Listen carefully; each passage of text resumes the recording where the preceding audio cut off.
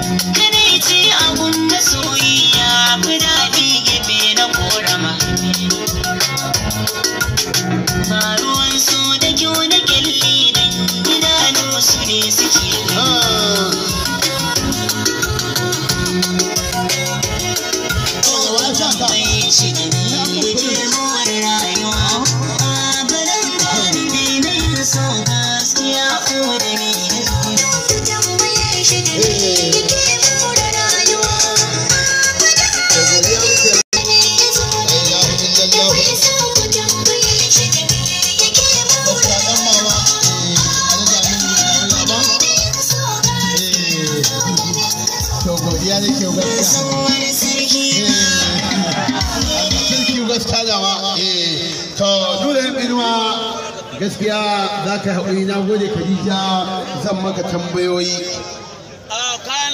tambaya da ɗaya zuwa biyu a kawo jika kayan da ta faranta wasu rai, wasu kuma ta sa su farin ciki, wasu ta sa su baƙin ciki. Domin tambayar da zai akan wannan waƙar nan ka rubuta ta ne kafin ka rera ta ko koya aka yi aidiyar wannan waƙar ta zo ba?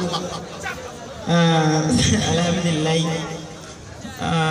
waƙar wanda bai so kenan wacce aka gama yanzu ba? To gaskiya ban rubuta ta ba. Allah ya iko. To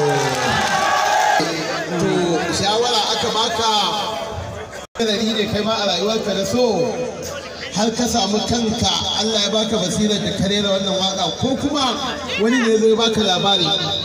To dukan wanda yake bibiya ta ya san cewa ni mawaƙi ne na soyayya. Gaskiya ne. Don haka a ire-iren tunani na kullum ina yi ne akan soyayya. Ina jin soyayya a raina ko da yaushe.